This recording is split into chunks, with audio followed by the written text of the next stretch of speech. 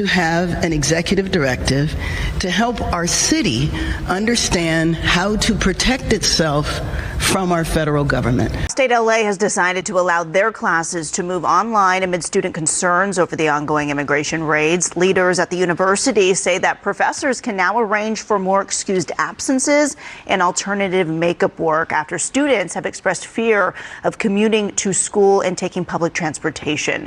Faculty also have the option of working remotely now. There have been no reported raids on the campus. It's unclear if the majority of classes will be online when the fall semester begins.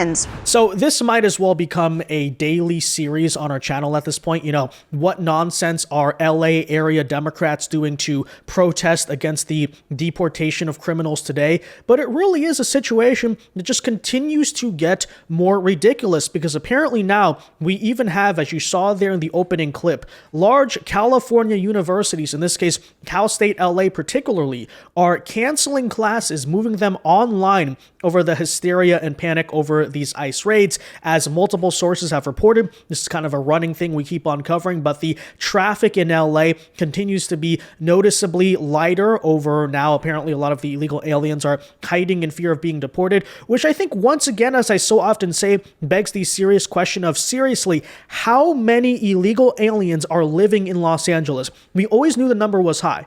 But if it's the case where you're basically shutting down an entire city because of the illegal alien workers and students and all these people are just not present on the streets, then that really ought to be a statement about the supposedly fake prosperity, the fake economy, frankly, of California. But nonetheless, we'll get into that here today, as well as the fact that apparently, I mean, big surprise here, but Karen Bass is launching another attempt at grandstanding. That is right. She's apparently doing a new directive to demand that ICE stop the raids after she's done the same show about 20 times by now. In every single case, she immediately finds out that she is a local mayor. Okay, she does not have jurisdiction. She is not the federal law, as she seems to think. But apparently, she is now today launching a new directive that will once again demand that ICE have transparency in what they're doing. Yeah, newsflash. Do you think the federal government's going to be listening or care about this? Absolutely not. But that is, of course, all the Democrats basically have to offer. Stupid, grandstanding, performative shows. We'll get into it. Lots of updates to give you on the immigration situation in the SoCal area today. So, folks, do us a favor. As usual, if you enjoy our content, make sure you hit that like button down below. Subscribe to the channel if you are new. Subscribing is the best way to ensure that we can keep doing these videos, and it also allows you to stay up to date with all of the recent news and coverage. And with that said, let's actually start here with a follow-up of what you saw yesterday, because there was this massive protest. Things got crazy. I believe, if I'm not mistaken, this is the actual situation in Ventura County where you saw ICE fired upon by a guy with a weapon in the riots that ensued over ICE allegedly here raiding a farm, right? And this was the narrative that you kept on seeing. They went to a farm, they're raiding innocent agricultural workers. Look at the tear gas, look at them running for their lives, right? Well, it's turned out since that this is not an ordinary farm that is growing strawberries or avocados or something that good old Farmer Joe needs to feed the people of this country. This was indeed a pot farm, right? They're growing cannabis, good old-fashioned marijuana, okay, which is obviously legal in the state of California. But keep in mind, we're not talking about some type of essential food service for the economy, okay? Well, it's apparently turned out since that, again, as you saw, them protesting against this, they're saying, no, don't deport the drug farmers, right? Apparently, it's now coming out here that Glass House Farms, the state-licensed cannabis farm that was raided yesterday, was done so not just because they were hiring illegal migrants to pick and grow the marijuana there, but for indeed exploiting children. That is right. There are massive allegations here that are being responded to that these people were outright using illegal migrant child labor. And this is, of course, what Democrats, as usual, they just always know how to pick them, are going out and defending this business, saying, how dare ICE show up? How dare we enforce the law against apparently the exploitation of literal children? As you can see here, Kyle Kazan, the co-founder and chairman and CEO of Glass House Brands, Graham Farrar, the company's president, who oversee these operations, are alleged to have known what was going on. In fact, this is a scandal that apparently dates back several years in regards to the use of illegal migrant child laborers on pot farms. in California. So, how very liberal of them, right? That's what it's all about, of course. That's what the Democrats stand for. They're so in favor of like these policies, like increasing the minimum wage, making sure workers have, humane treatment. And then here they are protesting against the shutting down of child labor in the state of California. Now, with that in mind, I think this tweet here really does sum it up, right? What a striking image. As you can see, these people stand on the grounds of this pot farm and wave the Mexican flag. You have here foreigners waving the flag of a foreign country in defense of illegal foreigners who harvested drugs for a living. But of course, those are the constituency of the Democrat Party. I mean, what else needs to be said? As usual, the truth about this stuff comes out in the end, and you never hear anything of it. But with that said, right, this is the rhetoric, of course, that you see House Democrats and politicians engaging in response to, as you saw, right, that ICE raid on the pot farm yesterday in California. You have here from Representative Jimmy Gomez, a Democrat on the Ways and Means and House Intel Committee for the Democrats there, saying here, quote, "How many MS-13 gang members are waking up at 3 a.m. to pick strawberries?" To pick strawberries, right? That's what was going on here, Jimmy Gomez, to pick strawberries. Trump said he would go after the bad hombres, but he's targeting the immigrant farm workers who feed America. Feed America what? What? Some strange brownies? Some strange gummies? What do you... Feed America? They're picking strawberries. Unbelievable, right? Either he lied or he can't tell a difference. No, actually, Jimmy Gomez, you cannot tell a difference because as the White House here brilliantly responded, ICE raided a marijuana farm filled with illegals. Crying Jimmy says, "They're just strawberry pickers." That ain't produce, Holmes. That's product. A brilliant statement there, right? But this was the graphic they posted. And as you know, it's just so true, right? The typical behavior. They are incapable, frankly, of accurately representing the truth on anything, because if the issue was presented honestly and objectively and you said to the world, hey, they weren't raiding a strawberry farm, they were raiding a pot farm, people might not feel the same way, but hence, right, the entire platform there is, of course, based on lies. Now, with that said, we also got to talk about this growing phenomenon of potential quality of life improvements for the actual citizens, the actual American citizens of Los Angeles, however many are left in that city, because of course, the running trend we've been covering here is the way in which many different people across the county have been talking about how traffic is noticeably lighter ever since ICE raids basically deported a bunch of illegals, as well as, though mainly the big point here, right, is sent a lot of illegals kind of into hiding because they're not really on the roads being scared they might be deported by ICE. And the difference, there are varying reports, but overall that many are saying here is completely striking. I don't know if anybody's familiar with Los Angeles, but I'm actually on the 110, literally about 5 miles from downtown. Where the fuck are the cars?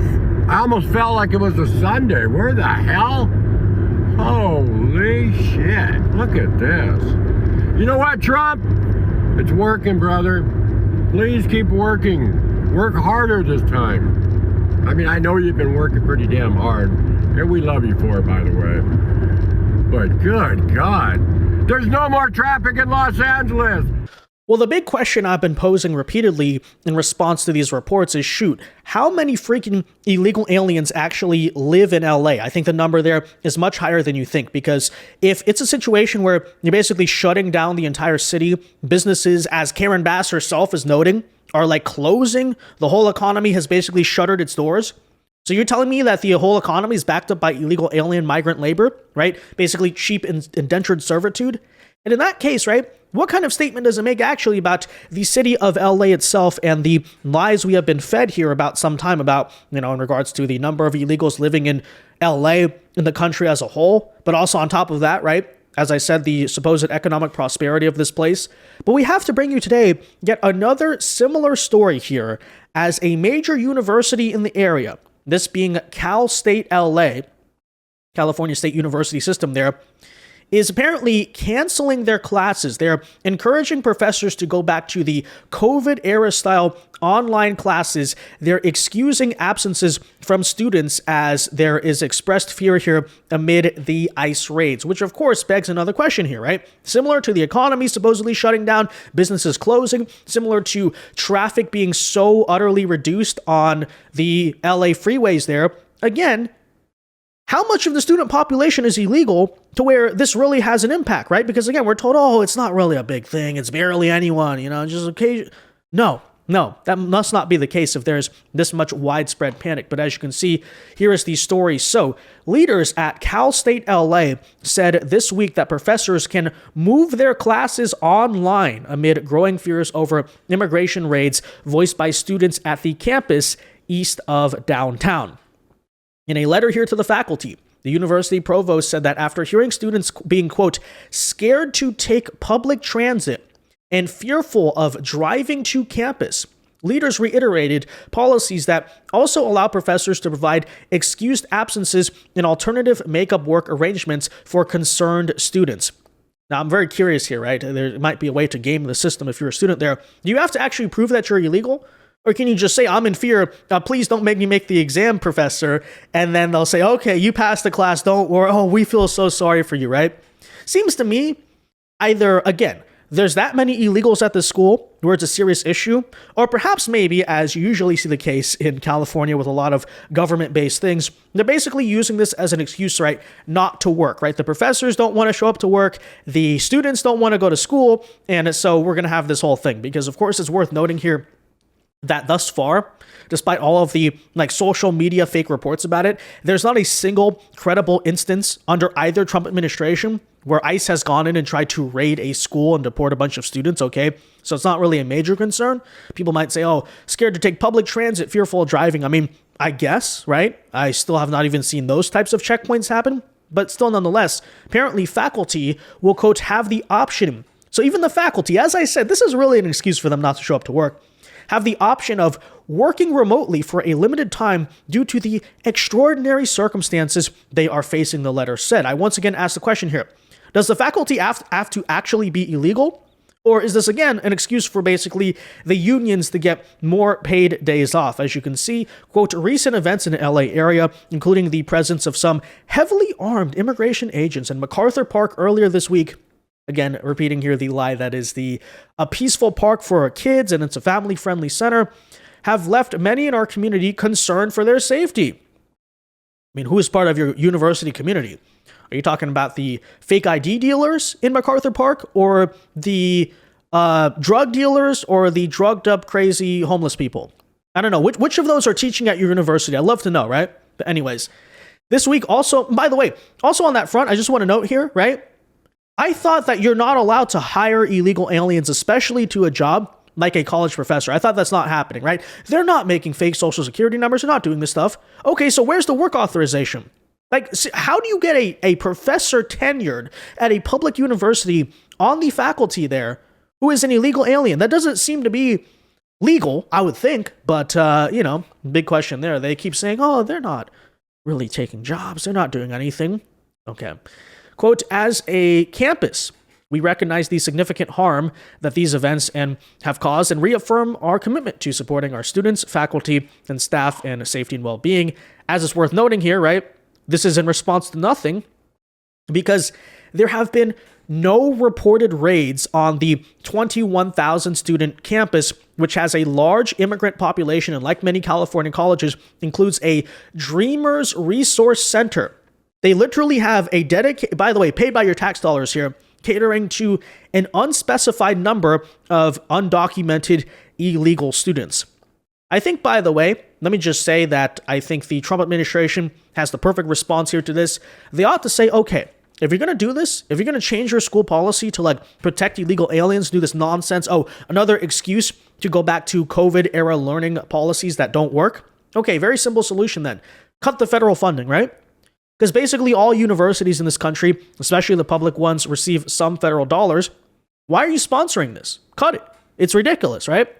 But as a commuter campus that draws significantly from nearby East Side neighborhoods where protests and federal actions have happened, etc., concerns are growing over student safety. And so that's what they're doing here. Again, just another excuse not to work for the moment.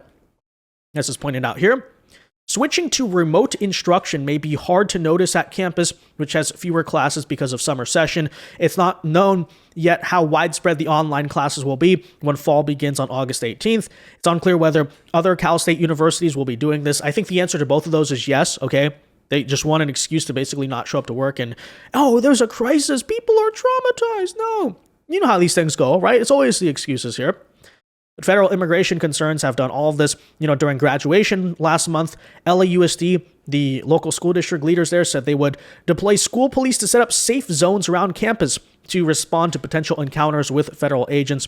You have these FAQs being made. Again, big panic here in response to, supposedly, according to them, about 9,500 illegal aliens enrolled out of nearly 461,000 total students. So according to them, very small number of their student population is actually illegal. But let me take a wild guess here. I think it's way more than that. It is way more than that, because we keep on being lied to about this. There's not that many illegals, but when the illegals are scared and they're hiding off the roads are freaking empty. By the way, you look at the affordability crisis in LA, the housing crisis, I think there's a connection there. Again, the quality of life improvements that you're going to see. But with all of that in mind, Karen Bass, as usual, has been spending this whole week having a complete and total meltdown over just everything, okay? You know how it goes, but take a listen. Absolutely will not accept that this is the norm. What happened at MacArthur Park was a performance. It was a show of force. It was someone saying that, we are the federal government, and if we... kind of like you launching frivolous lawsuits that are going to lose against the federal government like a million times. Yeah, I can think of an example of that for sure. Choose to take power away from a governor or away from a mayor. This is the new normal. And my response to that is that I've seen this movie before. It used to be called a coup, and it happens in other countries. So this is the federal seizure of power from our governor, federalizing the National Guard, deploying them to Los Angeles when they were not requested, nor were they needed. And I think the idea that we should accept this, people being snatched off the street by masked men in plain clothes with vests on that it looks like they got from Amazon, carrying guns, and pulling people aside, no warrants, arresting them, detaining them. We don't know where they go. They have no contact with their families or with the law or with the legal counsel. What is this? Well, actually, as a matter of fact, in reality, I don't know if Karen Bass has read the Constitution, but there's something here called the Supremacy Clause. And on issues relating to foreign policy and immigration, for instance, the federal government does indeed have jurisdiction there. It is nothing new to have ICE raids taking place in a city. After all, that is federal law being enforced on federal territory. But you know what it seems like to me? For a state or a local government to basically say no to that, to defy that, to try to impede the enforcement of federal law and ultimately federal supremacy on this issue. Seems like an insurrection, right? Does it not? But of course, anyways, there you have her, going on and doing what she normally does. But apparently, right, after just earlier this week, she launched a lawsuit, as we covered, that basically was just suing to get ICE out of LA. Go to the courts. Hey, federal government doesn't have the ability to enforce immigration law. Yeah, newsflash, they do. As I covered for you, she's going to lose. This is a performative lawsuit. Just today, this morning, she's coming out with yet another performative stunt. As you can see here, breaking news, LA Mayor Karen Bass is now signing an executive directive. Whatever that means, whatever it does, I don't even know, right? It's just performative, it's empty. An executive directive to demand that federal agencies hand over the details of raids in Los Angeles, including when and where they happened, who was detained, and how much it costed the taxpayers. Quote, there is a need for me to have an executive directive to help our city understand how to protect itself from the federal government. What we have seen over the last 6 weeks are raids that pop up, and we never know exactly when and where they're going to happen. Yeah, newsflash. The government is not going to tell you when and where they're going to happen. You know why? Because as we've seen you do before, you're going to leak that information. You're going to tell the illegals all to flee.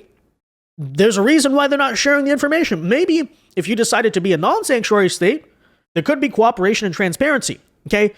But basically what you're trying to do here is, drive them out. And we of course know that to be the case. But my big question here again is, hey, Karen, why exactly do you expect for your executive directive, who has no jurisdiction here, no authority to be complied with by the federal government? Not sure the point of this. It is just virtue signaling. It is just grandstanding. But nonetheless, take a listen.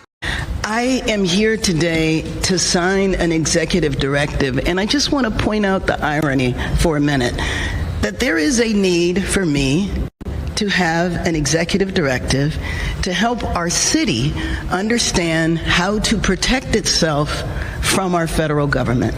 Just let that sink in for a minute. What we have seen here over the last now going on 6 weeks of raids that pop up and we never know exactly when and where they're going to happen. We've seen them in the general region. I'm sure many people saw Camarillo yesterday and what broke out there. We saw MacArthur Park earlier this week, which I think now, after all assessments, it is viewed as just a display of force, just to put the city in its place, to say we are the federal government, we can roll out troops whenever we choose.